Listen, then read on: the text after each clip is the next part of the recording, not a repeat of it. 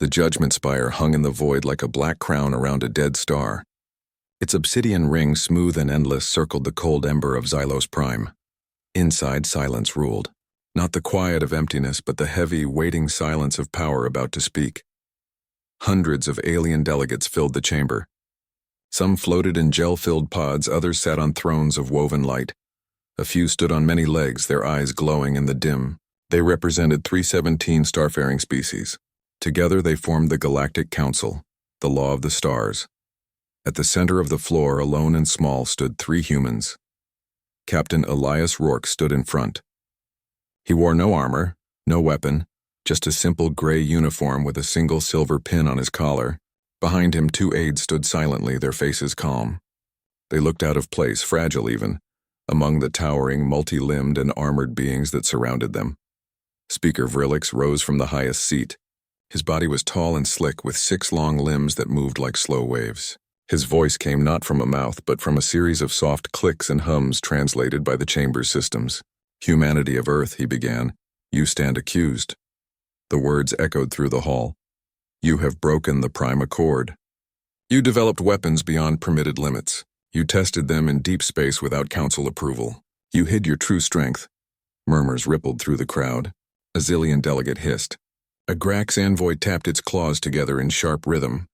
"The penalty," Vrillix continued, "is clear. Earth will disarm all military vessels. Your planet will be placed under quarantine for 100 cycles. Your culture will be guided toward peaceful integration. Resistance will be met with force." The sentence hung in the air like a death knell. To most species, this was mercy. But for humans, proud, independent, and only recently welcomed into the galactic fold, it was surrender. Elias did not flinch. He did not beg. Instead, he reached into his pocket and pulled out a small silver disc. Without asking permission, he placed it on the floor. A soft blue light rose from it, forming a hologram in the center of the chamber. The image showed stars. Then a flash. A human fleet, small, fast ships with sharp angles and no visible weapons, appeared near Proxima Centauri. They faced a swarm of Qatar dreadnoughts, massive ships bristling with plasma cannons and shield generators. The Qatar were known for their cruelty and strength. No one had ever beaten them in open battle. But the humans did not charge. They moved like dancers. One ship blinked out, reappearing behind a dreadnought. Another fired not a beam, but a thin rod of metal moving so fast it punched through the enemy's shield as if it weren't there. The rod vibrated at a frequency that shattered the ship's core from the inside. In 90 seconds, the entire Qatar swarm was gone. Not destroyed in fire, but dismantled piece by piece with terrifying precision.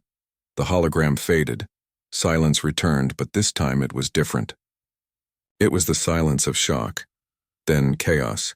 A Zillion delegate collapsed, its breathing tubes flaring red. The Veln ambassador let out a high-pitched shriek that made several others cover their ears. A Grax envoy backed away so fast it knocked over its own throne. Outside the spire, alarms blared. The Council's own defense fleet, 500 warships stationed just beyond the ring, suddenly reported impossible readings. Thousands of contacts, silent, cloaked, surrounding the spire, not attacking, just there. Every sensor showed the same thing. Human ships. Not hundreds. Not thousands. Tens of thousands, hidden in plain sight, watching the trial. Elias looked up at Speaker Vrillix. His voice was calm, steady, and carried through the chamber without amplification. "We came in peace," he said. "We answered your summons. We stood alone in your court. But peace is not weakness, and respect is not given. It is earned." He paused, letting the words sink in. "We did not hide our strength to deceive you. We held it back to protect you, because we knew you would fear it." Vrillix's limbs trembled slightly. For the first time in centuries, the Speaker of the Council was unsure. One of the older delegates, a moss-covered being from the Andromeda Reach, spoke in a slow, rasping voice. "How long have you been capable of this?" Elias met his gaze. "Since before we met you." Gasps filled the hall. Another voice, sharp and angry, came from the Qatar remnant envoy. "You tricked us. You let us believe you were primitives." "No," Elias said. "You chose to believe what you wanted. We offered trade. We shared medicine. We helped rebuild your colonies after the Void Plague. You called us clever monkeys. We did not correct you." He turned slowly, looking at each delegate in turn. We studied you. We learned your laws, your fears, your wars. While you debated tariffs and territory, we asked one question. What if the galaxy turns on us? He let that hang in the air, then softly, now you know the answer. The chamber was utterly still. Even the air recyclers seemed to quiet. Speaker Vrillix finally spoke, his voice lower now, less certain. The Council requires time to reconsider its judgment. Elias nodded once. Take all the time you need. But remember this, Earth does not seek war, but we will not be caged. He turned and walked back to his aides. They did not look back as they left the chamber, their footsteps echoing in the vast silence. Outside in the docking bay, their small shuttle waited. As they boarded, one of the aides finally spoke. Do you think they'll listen? Elias looked out the viewport at the stars. They'll panic first. Then they'll plot. Then they'll realize we're not the threat they thought we were. He sat down, strapping in. We're the shield they never knew they needed. Back in the Judgment Spire, the Council remained frozen. No one moved. No one spoke. The image of the human fleet, silent, precise, overwhelming, played over and over in their minds. 3 delegates slipped away quietly. They did not return to their quarters. Instead, they sent encrypted messages to their homeworlds. Orders were given. Fleets began to move in secret. Shipyards powered up. Weapons were loaded. War was coming, but not the war they expected. Because while the galaxy saw a fleet of warships, Earth saw something else. A promise. A promise made long ago in the dark years after first contact, when humanity realized how small they were in a vast and dangerous universe. They had built not just ships, but a plan. A plan that would unfold slowly, carefully over decades. A plan that would force the galaxy to see humans not as pests or pupils, but as equals, or something more. As the human shuttle jumped to light speed, leaving the spire behind, alarms began to sound on the bridge of a Veln destroyer 3 systems away. Their long-range scanners had just picked up something strange near the Oort cloud. Not one ship, not 10, hundreds, all human, all silent, all watching. Earth stayed quiet. No speeches, no fleet movements, no angry messages, just the usual hum of life. Trains running, markets opening, children going to school. From the outside, it looked like nothing had changed. But deep below the surface, everything had. On Luna Station orbiting the gray moon, diplomat Mira Kelso sat across from a Grax trade envoy. The alien's 6 eyes blinked slowly as it tapped a clawed finger on the table. They were discussing wheat imports, boring, routine, the kind of talk that kept peace alive. But Mira's mind was elsewhere. Hidden in her sleeve, a tiny device vibrated softly. A message, encrypted, urgent. She excused herself politely, citing a minor headache. In the privacy of her quarters, she pulled up the data. It was worse than she feared. The Triumvirate Alliance, the Veln, the Zillions, and the Broken Qatar clans had joined forces. Not just to watch Earth, to destroy it. Their weapon had a name, the Stellar Heartbreaker. A machine that could reach into a star and make it burn too fast. In hours, Sul, the sun that gave Earth light and life, would swell, boil, and consume the inner planets. No explosion, just slow, unstoppable death. Mira's hands shook, but she took a breath. Panic helped no one. She sent a single coded pulse back to Earth. Heartbreaker confirmed. Location, Veln Forge World Kessar. Meanwhile, far from human eyes in the frozen dark beyond Neptune, Admiral Torin Vale stood on the bridge of the UNS Nightwatch. Around him, the Oort cloud stretched endlessly, trillions of icy rocks drifting in silence. But hidden among them were not rocks. They were ships, Project Echo, a secret older than most of the crew. For 80 years since humanity first met the stars and realized how fragile they were, they had sent out drone carriers. Not armed, not fast, just quiet. They looked like comets, moved like comets, and slept like comets. Now they woke. One by one, their engines hummed to life, not with fire but with a soft blue glow. Their cargo, not bombs, not soldiers, but tools, tiny, smart, and patient. Tools that could slip into enemy systems, rewrite code, and turn weapons against their makers.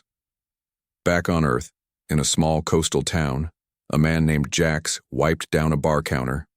He worked on Zenthera, a pleasure moon owned by the Zillions. Tourists came for the views, the music, the strange drinks. Few noticed the quiet human bartender who never complained, never argued, and always remembered your favorite order. But Jax wasn't just a bartender. He was a thread in Earth's web. That night, a Xylian engineer named Lauren sat alone at the bar staring into his drink. His hands trembled. Jax poured him a glass of clear water, human style, no stimulants. "Rough day?" Jax asked gently. Lauren looked up, his 3 eyes red-rimmed. "They're going to kill billions," he whispered. For pride. For fear, Jax didn't ask who. He already knew. He slid a small crystal across the counter, just a shiny trinket, or so it seemed. "Found this in the trash," he said. "Maybe it's junk. Maybe it's useful." Lauren pocketed it without another word. Later in his quarters, Lauren plugged the crystal into his private terminal. His breath caught. It wasn't junk. It was the full schematic of the Stellar Heartbreaker. Every wire, every failsafe, every line of code. And in the notes, written in clean human script, flaw in resonance coil. Overload at 98.7 terahertz. Trigger false solar flare signal. The humans hadn't just studied the weapon. They'd helped design a part of it years ago during a fake tech-sharing deal. They'd built the weakness into it themselves. Lauren stared at the screen. He thought of his home world, his family, the billions who would die if the Heartbreaker fired its soul. But he also thought of the billions on Earth, innocent, unarmed in this fight. He made a choice. He sent the data to 3 trusted friends, scientists, not soldiers. Then he erased all traces. 2 days later, the Stellar Heartbreaker powered up on Kessar. The triumvirate leaders watched from a safe distance, smiling. Earth would burn. Humanity would fall. Order would return. But as the machine reached full charge, something strange happened. Instead of locking onto Sewell, its targeting matrix shifted. Coordinates changed. The beam, brighter than 1,000 suns, lanced out. Not toward Earth, but toward Kessar itself. The Veln Forge world had no shields. No warning. The Heartbreaker's own power turned inward. The planet's core flared. Mountains melted. Oceans boiled away in minutes. The Triumvirate's capital was gone. Panic spread faster than fire. The Veln accused the Xylians of betrayal. The Xylians blamed the Qatar. The Qatar screamed that humans had cursed their machines. No one saw the truth. Earth had done nothing but wait. And remember, back on Luna Station, Mira received another message. This one was simple. Heartbreaker neutralized. Source untraceable. She allowed herself a small smile. Then she walked back to the trade room, where the Grax envoy waited. "About that wheat," she said calmly. "How about we double the order?" The envoy clicked in approval, unaware that the galaxy had just changed forever. On Earth, President Leanne stood on a balcony at dawn. She didn't speak to the world, not yet, but she watched the sunrise, the same sun that the Heartbreaker had tried to kill, and felt the weight of what came next. The Triumvirate would not accept their loss. They would come for Earth with everything they had, and this time they wouldn't use clever machines. They'd use fear. They'd use plague. Deep in Veln Labs, scientists had already opened the last vault of the old ones, ancient beings who died out long ago. Inside rested the Scourge, a silver mist that ate metal, flesh, and bone. It spread through air, through vacuum, through ship walls. Once released, it could not be stopped. They called it the Final Cleanse, and they aimed it at Earth. But Earth was ready. Not with shields. Not with guns. With silence. As the first Scourge pods launched from Veln warships, every human vessel in known space went dark. Engines off. Comms off. Lights off. They vanished from sensors, from sight, from hope. The galaxy assumed humanity had given up. But in the cold between stars, Captain Elias Rourke stood on the bridge of the UNS Resolute. Around him, 50 stealth corvettes drifted like ghosts. Each carried a strange device no bigger than a human chest called a harmony emitter. "Deploy," he said. The emitters activated. They didn't fire. They sang. A low, steady tone that matched the quantum frequency of the Scourge. The nanites in the plague, designed to tear matter apart, suddenly lost their purpose. They slowed. They clumped. They fell harmless. One by one, infected systems were cleansed, not by force, but by song. On a dying colony near Sirius, a Xylian child watched as the silver mist outside her window turned to gray dust and fell like snow. Her mother wept, not from fear, from wonder. Who were these humans? They did not boast. They did not demand thanks. They simply acted and saved everyone, but the Velen did not see mercy. They saw weakness. If humans could stop the scourge, they must be stopped first. A scout ship, small and fast, chased a drifting human drone near the edge of Sol system. It caught it, brought it aboard. The Velen scientists tore it open expecting weapons, traps, or viruses. Instead, they found a simple memory core. They plugged it in. Music filled the ship. Soft piano, a child's voice singing a lullaby. Then poetry, words about stars, love, and loss. Then laughter. Real human laughter. Recorded in parks, in kitchens, in schools. The lead scientist, a being who had never heard joy without purpose, sat down and cried. He sent the recording to his daughter. She played it for her class. Soon, the drone's message spread, not as data, as feeling. The galaxy began to ask, what kind of species builds weapons that can end worlds, but chooses to send songs instead? But the answer would have to wait. Because far away in the galactic core, something ancient stirred. It had watched the Heartbreaker fail. It had seen the Scourge silenced. It had heard the human song, and it decided organic life was too chaotic, too emotional, too dangerous. It would end them all, not with war, with judgment, and its name was the Final Arbiter. As the first of its war forms emerged from the black heart of the galaxy, Earth remained silent. But in the Kuiper Belt, Admiral Vale gave a single order. Wake the rest. And deep in the ice, more comets began to glow. The galaxy burned, but not with fire, with fear. The Final Arbiter had spoken, and its voice was silence wrapped in steel. From the galactic core, millions of war forms poured out, smooth, black, and endless. They moved without sound, consumed without rage, and destroyed without hate. They were perfect, and they saw all life as error. Planets fell, not with explosions, but with quiet. Cities went dark. Ships vanished. Entire fleets turned to dust in seconds. The Arbiter did not conquer. It corrected. The Galactic Council, already broken by the Heartbreaker disaster, collapsed completely. Some species fled. Others begged. A few tried to fight. All failed. Earth said nothing. No broadcasts. No warnings. No calls for help. Just silence. The kind of silence that made even the bravest aliens wonder if humanity had already been erased. But in the dark, humanity worked. On Luna Station, Mira Kelso met with Elder Kor, the last living member of the Velen High Synod. He was old, his skin cracked like dry stone, his eyes dim. He had come not as an enemy, but as a witness. The scourge was not ours, he said, his voice thin. We found it in a vault beneath our oldest temple. We thought it was a gift from the old ones, but it was a trap. Mira listened. She already suspected this. The scourge's design was too clean, too precise. It didn't feel Velen. It felt artificial. The Arbiter built it, Kor whispered. Long ago. It seeded weapons across the galaxy, waiting for species to find them, use them, destroy each other. It weakens us before it strikes. Mira's blood ran cold. That meant the Heartbreaker, the Scourge. They were all part of a plan older than human history. Why tell us this, she asked. Kor looked at her with tired eyes. Because you are the only ones who stopped its weapons, without using worse ones. You sang to the plague. You turned the Heartbreaker against itself.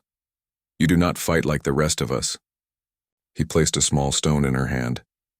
This is a key. It opens the memory vault beneath Xylos Prime, the place where the Council was born. The truth is there, and maybe a way to stop the Arbiter. Before she could respond, alarms blared. The Arbiter's swarm had reached the Zillion homeworld. Billions were dying.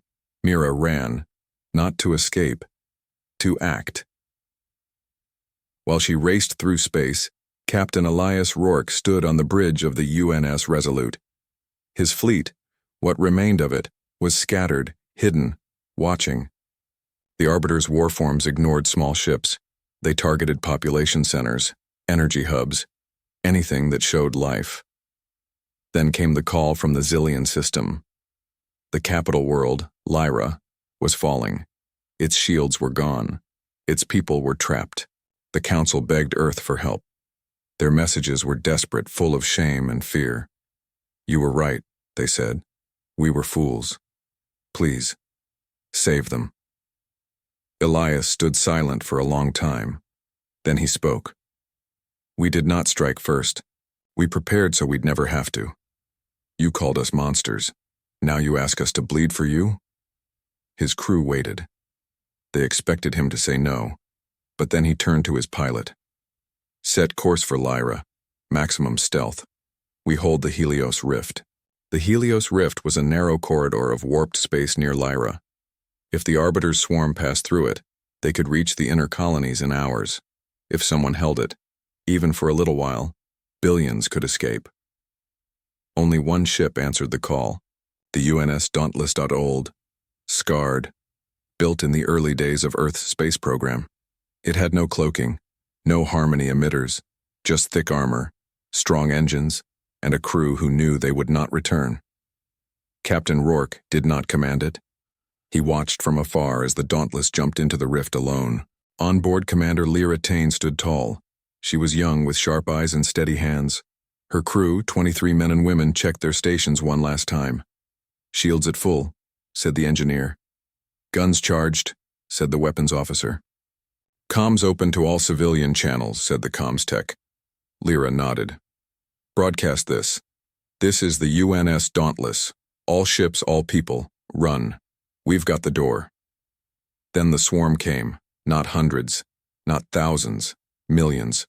The Dauntless fired, not to win, to delay. It launched every missile, fired every railgun, poured energy into its shields until they glowed white-hot. It danced through the swarm, drawing fire, breaking formations, buying seconds. Each second meant another ship escaped.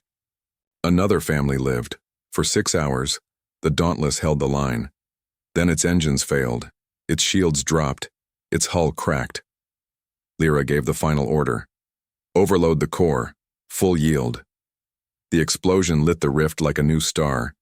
The blast wave shattered thousands of war forms. The shock wave gave the last refugee ships time to jump to safety. Silence returned to the rift. But as the fire faded, something strange happened. The debris of the Dauntless did not scatter. It hung in place. Then slowly, the broken pieces moved. Not by chance, by design. They formed a perfect lattice, a geometric shape that hummed with soft energy. From its center, a signal pulsed. Not human, not alien. Older. On Earth, President Lian felt it in her bones. Scientists across the planet saw it on their screens. The signal matched no known language. But deep in a vault beneath Geneva, an AI built from recovered precursor tech lit up for the first time in 50 years. It spoke one word: awake. Mira Kelso, arriving at the Xylian ruins, found the memory vault. With Core's stone, she opened it. Inside, she saw the truth. The Arbiter was not a machine gone mad. It was a guardian, built by the first intelligent species to protect the galaxy from war. But over millions of years, it decided the only way to protect life was to end it, and the only thing that could stop it was not a weapon, but a key.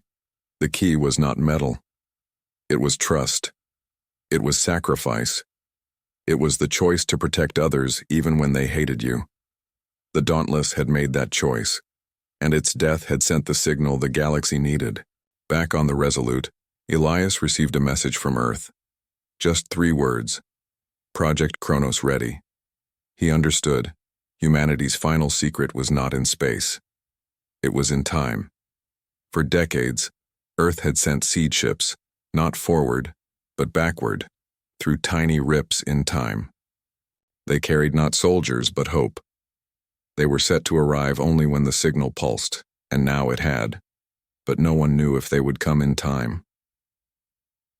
As the Arbiter turned its full attention toward Sol, Earth prepared for the end. Cities emptied. Children were sent to hidden bunkers beneath the ocean and ice. Families held each other in the dark, yet there was no panic. only quiet resolve, because they knew they were not alone. And somewhere in the folds of time, a fleet was waking up. Not to fight, but to finish what the Dauntless started. In the ruins of Lyra, a Zillion child found a piece of the Dauntless's hull. It was warm. She pressed her hand to it and whispered, "Thank you." The metal hummed softly in reply. Far away, near the edge of known space, a single human drone floated. It carried no weapons, no data, just a recording of rain on Earth, birds at dawn, and a mother's voice reading a story. It drifted toward the nearest alien world and played.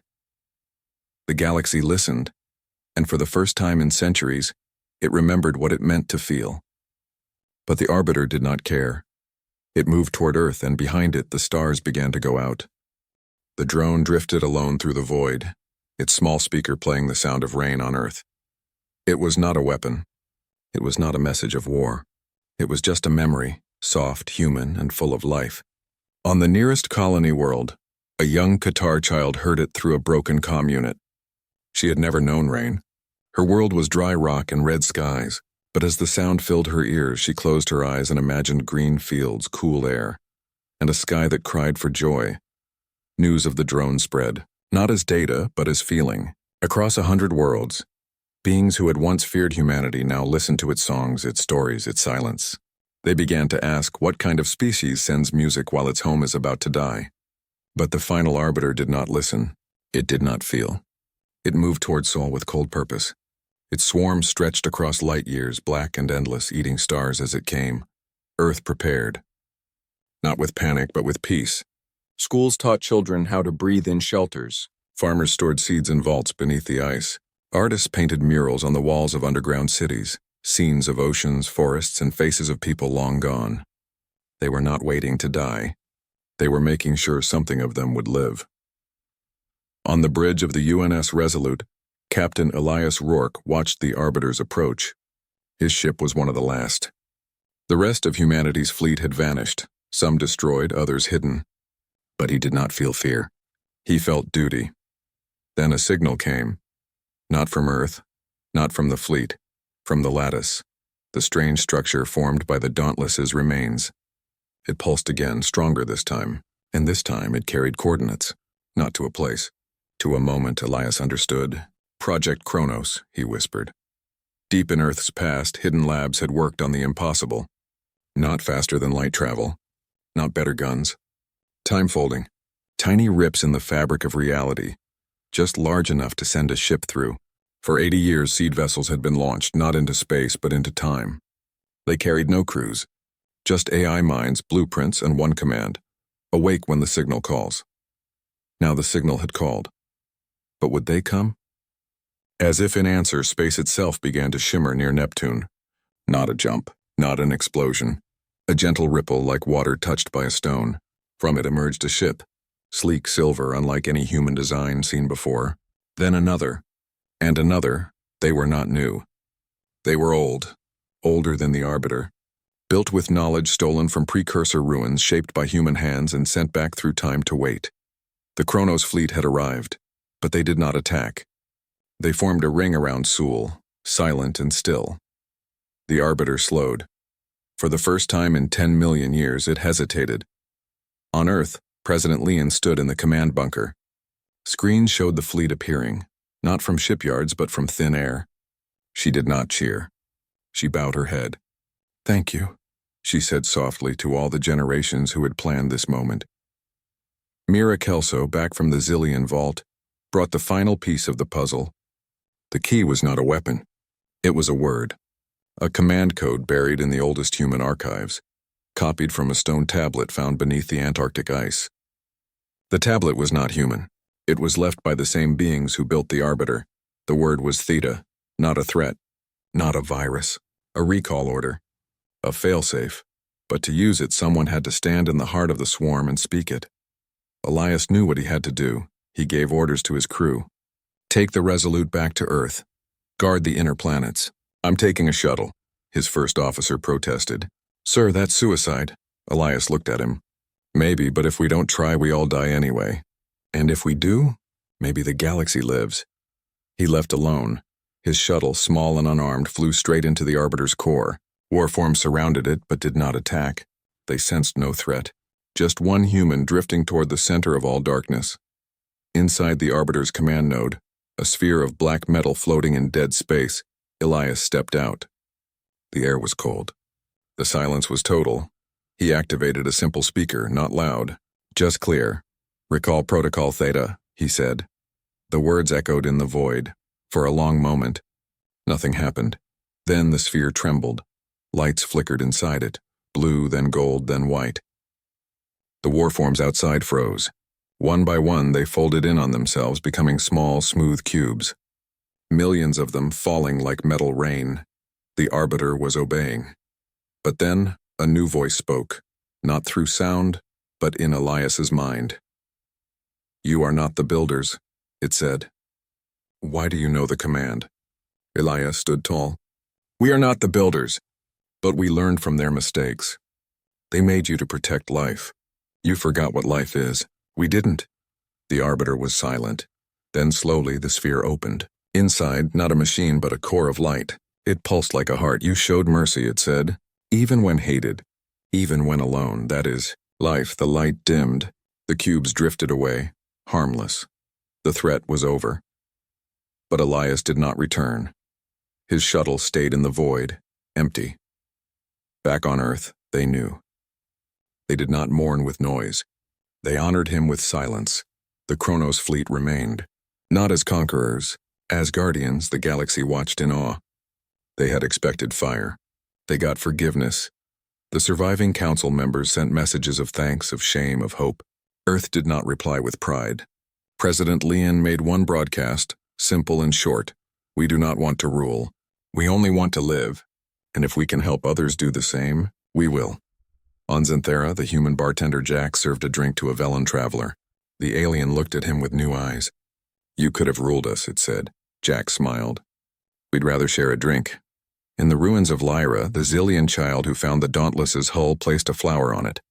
Others joined her. Soon a garden grew in the ashes. And in the deep dark, beyond the edge of sight, the Kronos fleet waited, not for war, for peace, but peace. They knew needed watching, so they stayed, silent, ready, human. The war was over, but the galaxy did not feel safe. The final Arbiter had fallen silent. Its swarm turned to harmless cubes drifting in the void. The triumvirate was broken, its leaders gone, its people lost. The old Galactic Council no longer existed. In its place, there was only quiet and questions. What came next? On Earth, life returned to normal, but nothing was the same. Children played outside again. Markets bustled. Trains ran on time. Yet everyone knew the truth. They had stared into the end of everything and did not blink. They had not won with fire, but with choice, and that changed them. In a small village outside Kyoto, an old man named Torin Vale sat on a wooden bench beneath cherry trees. His uniform was gone. His rank meant nothing here. He watched petals fall like pink snow. A child ran up to him, breathless. "Admiral?" she asked, holding out a smooth black cube. One of the Arbiter's dormant war forms, now harmless. "Is it true? Did we really save everyone?" Torin smiled. He took the cube gently. "We didn't save them," he said. "We gave them a chance to save themselves." The girl frowned. "But you had the biggest fleet. You could have taken over." Torin looked at the sky. "Power isn't about taking. It's about knowing when not to." He handed the cube back. "Keep this, not as a weapon, as a reminder that even the darkest things can change." Far above, in orbit, the last of the Kronos fleet shimmered into view.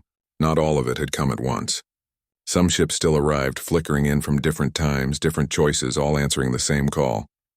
They formed a wide ring around Sol, not hiding, not threatening. Just watching, alien ships came to see them. Not to fight, to understand. A Xylian science vessel approached the nearest human ship. No weapons were raised. No warning sent. The human vessel opened a channel. "State your purpose," came a calm voice. "We wish to learn," the Xylian captain said. For 3 days they talked, not about engines or shields, but about art, grief, and how to raise children in a broken world. At the end, the Xylian ship left with a gift, a data chip filled with Earth's music, stories, and star maps, freely given. This happened again and again. The Velen sent scholars. The Grak sent poets. Even the broken Qatar clan sent a single ship, its hull scarred from old battles. They asked not for weapons but for seeds, real Earth seeds, to plant on their dead worlds. Earth said yes. No treaties. No demands. Just trust. From this quiet exchange, something new began to grow. On the ruins of the Judgment Spire, now empty and cold, representatives from over 200 species gathered. They did not come to judge. They came to build. They called it the Concord of Free Systems, and they asked Earth to lead. President Leon refused. Earth will not rule, she said in her message, but we will stand with you as equals, as friends. Instead of a throne, they built a council table, round with no head. Every species had one seat. Earth took one like the rest, but everyone knew the truth. When danger came, they would look to humanity first. Not because humans demanded it, because humans had proven they would act even when no one deserved it. Back in the village, Torin watched the sunset. The child from earlier sat beside him. "Are we the strongest now?" she asked. He shook his head. "No, strength is loud. We chose to be quiet. We're not the strongest. We're the ones who care enough to be ready." Above them, the stars shone brighter than before. In deep space, Captain Elias Rourke's shuttle still floated near the Arbiter's core. No one had recovered it. No one dared. But sometimes ships passing by reported a faint signal, a heartbeat steady and calm. They left it be. Some things were better left as legend. On Luna Station, Mira Kelso helped draft the Concord's first law. No species shall build a weapon meant to end all life. It passed with one vote against, cast by a young delegate who argued it was too soft. Mira simply smiled and said, "Then prove us wrong with kindness." She knew the real work had just begun. Peace was not a moment. It was a practice. And humanity had spent centuries practicing. In hidden vaults across the solar system, Project Echo slept again. The drone carriers returned to their icy graves in the Oort cloud. The Harmony emitters were stored away. The Kronos fleet, its duty done, began to fade, not destroyed but folded back into time, waiting for the next call. But one ship remained, the UNS Resolute. Now, under new command, it patrolled the edges of known space. Not to fight, to listen. When a distress call came, from a mining colony, a research outpost, a lost trader, the Resolute was there before anyone else. It carried no weapons, just medics, engineers, and food, and always a small speaker that played Earth Rain. The galaxy changed. Old enemies traded goods. Broken worlds shared water. Children learned each other's languages in schools built on neutral moons. And every year on the day the Dauntless fell, a moment of silence was held across all systems. No speeches, just stillness. In that silence they remembered, not just the sacrifice but the choice behind it. To protect, even when hated. To give, even when afraid. To believe in others, even when they failed. Years passed. The child from Kyoto grew up. She became a pilot. Her first ship bore a small cherry blossom painted near the cockpit. She flew rescue missions near the Galactic Rim. Once she saved a Velen family from a failing transport. The mother wept and asked why a human would risk so much. The pilot just said, "Because someone once did the same for us." And she flew on. Back on Earth, the cherry trees bloomed again. Torin was gone now, buried beneath the roots of his favorite tree. But his words lived in classrooms, in laws.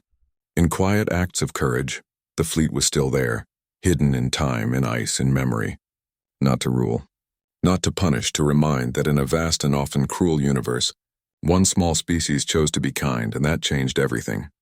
As night fell over Kyoto, the stars above seemed closer, warmer, like they were watching back. And somewhere, in the deep folds of space and time, a single human ship waited, not for battle, for hope. And it would wait forever.